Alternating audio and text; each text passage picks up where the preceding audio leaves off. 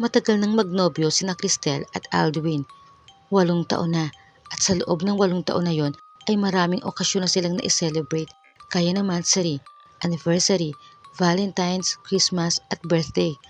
Bawat okasyon ay nakagawian na nilang magpalitan ng regalo para sa isa't isa.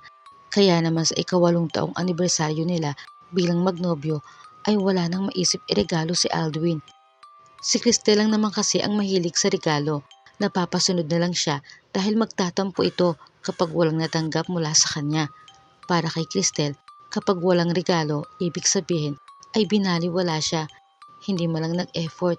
Kaya si Alduin hindi pwedeng hindi bibili ng gift para kay Cristel sa mahahalaga nilang okasyon. Nagpasama si Alduin sa pinsan niyang si Rupert para bumili ng regalo. Habang sakay ng kotse ay tinanong ni Rupert kung ano ba ang regalong bibili nila para kay Cristel. Problemadong sumagot si Alduin na hindi na nga niya alam. Lahat na yata ng pwede niyang ibigay kay Cristel ay naibigay na niya. Wala na siyang maisip. Saglit na nag-isip si Rupert. Maya-maya nangislap ang mga mata niya. May alam daw siya na pwede nilang bilhan. Pinuntahan agad nila ang sinasabi ni Rupert. Tindahan iyon ng mga antik. Napapailing na napakamot na lang ng ulo si Alduin. Ano naman daw ang pwede niyang bilhin doon? Pumasok sila sa loob. Namangha si Alduin nang makita ang loob ng tindahan. Napakaraming antik na mga gamit at lahat magaganda sa paningin niya. Hindi mahilig sa antik si Cristel, pero sigurado siyang magugustuhan nito ang salamin na yon na umagaw ng atensyon niya. Kakaiba ang frame ng salamin at yung salamin mismo ay napakalinaw. Bagay na bagay sa wall at drawer ni Cristel sa room. Hindi na siya nagdalawang isip, pinili na niya agad. Si Rupert naman ay ang dami pang itinuturo sa kanya na mas maganda kaysa sa salamin. Pero desidido na si Alduin, iyon na ang gusto niya. Araw ng anibersaryo nila, ngayon lang na-excite si Alduin na mag-abot ng regalo kay Cristel dahil kakaiba ngayon. Ang mama ni Cristel ang nagbukas ng pinto sa kanya. Nasa itaas daw si Cristel, sanay na ito sa kanya kaya pinapasok na siya. Naabutan ni Alduin ang nobya na nagsusuklay sa harap ng half-body mirror. Napalingon sa kanya at ngumiti. Tumayo at masayang inabot sa kanya ang regalo nito, sabay bati ng happy anniversary. Iniabot na rin ni Alduin ang regalo niya. Nang mabuksan ni Cristel at makita ang salamin, saglit itong napatulala. Kinabahan si Alduin nang mapakunot ang noo ng nobya. Mukhang hindi nagustuhan, ngunit bigla rin itong ngumiti at sinabing, "This is amazing!" Sabay yakap kay Alduin. Tapos ay pinagdikit nila ang mga kamay nila at bumuo ng puso sa pamamagitan nito at saka nag-kiss. Madalas nila iyong ginagawa bilang love language nila. Isang gabi, mahimbing na ang tulog ni Cristel nang maalimpungatan siya. Bigla kasi siyang nakarinig ng parang nabasag na salamin. Kaya nilingon agad niya ang half-body mirror, pati ang regalong salamin ni Alduin na isinabit niya sa wall. Okay naman ang mga ito. Wala namang nabasag. Kaya inisip niya na baka na naginip lang siya. Babalik na ulit sana siya sa tulog nang marinig ulit niya ang tunog ng nabasag na salamin. Kaya napabalikwas na siya ng bangon. Marahan siyang humakbang palapit sa bagong salamin. Nagulat siya pagtingin niya rito ay wala na ang kanyang reflection. Kinabukasan, sinundo ni Alduin si Cristel para sa date nila. Napansin agad ng binata na parang wala sa mood ang nobya. Tahimik ito, tila nagmamasid sa paligid.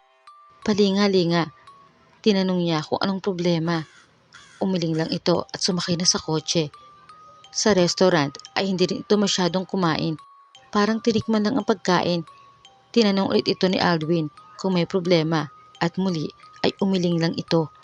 Hanggang sa maihatid niya si Cristel pauwi ay nanatili itong walang masyadong imik. Kung di siya kausapin ay hindi magsasalita. Kaya nagtataka na si Alduin. Ramdam na niya na may kakaiba sa nobya. Nang mga sumunod na araw ay ganun pa rin si Cristel.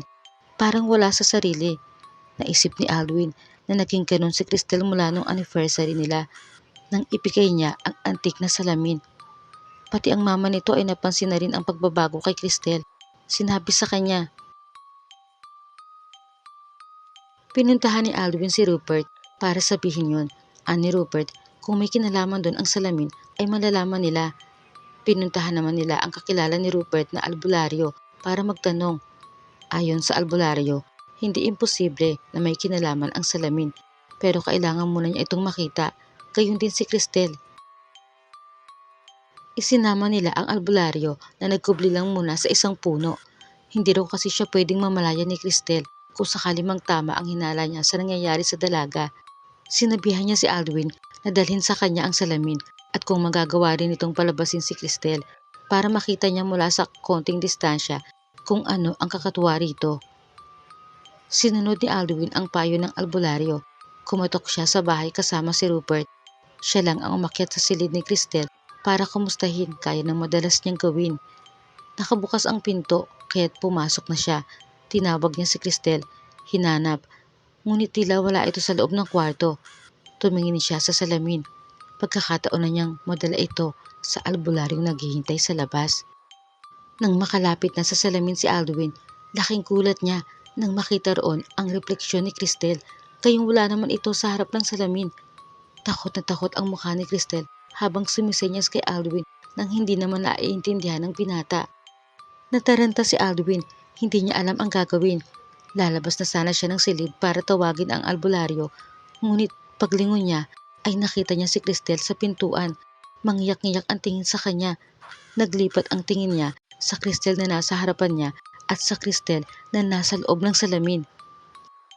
Maamo ang Cristel na nasa labas ng salamin. Agad nilapitan at hinila si Alwin. Sabi ay huwag daw nitong lalapitan ang salamin dahil muntik na raw siya nitong makuha. May sa demonyo raw ang salamin na yun. Sinubukan na nga raw niyang basagin pero nabuo lang ulit. Habang ang Cristel sa loob ng salamin ay patuloy na sumusenyas na huwag maniwala ang binata. Nalito si Alwin, subalit mabilis din siyang nakapag-isip. Ikinorte niya ang kamay niya sa kalahating puso. Napakunot ang noo ng Cristel sa tabi niya. Tila hindi nito alam ang gagawin sa inakto ng binata. Tinanong pa kung ano yun. Ang kalahating puso sa kamay ni Alwin ay inilapit niya sa Cristel na nasa loob ng salamin. Pinartnera nito ang kalahating puso para mabuo. Tapos ay sumenyas ng halik. Inilapit naman ni Alwin ang labi niya sa salamin. Nagkiss sila kahit nakapagitan sa kanila ang mahiwagang salamin. Dahil sa love language ni na Cristel at Alwin ay nabasag ang salamin at nakawala mula roon ang tunay na Cristel. Ang estrangherong Cristel naman ay tumalim ang tingin, sumigaw ng ubod lakas at nagwala. Nagliparan ang lahat ng bagay sa loob ng silid. Nandoon na rin ang albularyo na agad umusal ng orasyon. Nilingon ito ng estrangherong Cristel at sinakal. Habang ang nabasag na salamin ay unti-unting nabuo. May lumabas dito na isang malakas na puwersa ng hangin na humila sa estrangherong Cristel pabalik sa loob ng salamin. Pilit mang kumawala ay hindi nito nagawa. Dinampot ng albularyo ang salamin at sinabing siya na ang bahala rito. Humingi ng tawad si Alwin kay Cristel nang dahil sa regalo niya ay napahamak ito. Ani Cristel, walang dapat ihingi ng tawad sa kanya si Alwin. Saka kahit daw wala ng regalo, basta magkasama na lang sila at nagmamahalan ay ayos na sa kanya. Ngunit iginiit naman ni Alwin na bibigyan pa rin niya ng regalo si Cristel kapag may okasyon dahil alam niyang napapasaya niya ito sa pamamagitan niyon. Pero sisiguraduhin niya na wala ng demonyo o masamang espiritu na sasabit sa regalo niya. Bulaklak na lang daw palagi, ani Cristel, sabay yakap sa nobyo at nagpasalamat sa pagligtas nito sa kanya. Mabuti na lang daw at hindi alam ng masamang espiritu na yon ang love language nila, tapos ay sabay silang natawa. Samantala, galit na galit ang masamang espiritu sa albularyo. Sinabit kasi ang salamin na kinakukulungan niya sa dingding ng bahay nito na may nakadikit na orasyon. Banta ng masamang espiritu. Sa oras na makalabas siya ron ay hindi talaga niya bubuhayin ang albularyo.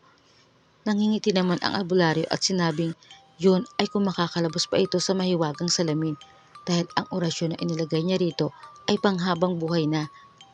Kaya wala na itong pag-asa na mang-agaw pa ng buhay at pagkatao. Para sa albularyo, ang mahiwagang salamin na yon ay isang magandang koleksyon na may kasama pang masamang espiritu.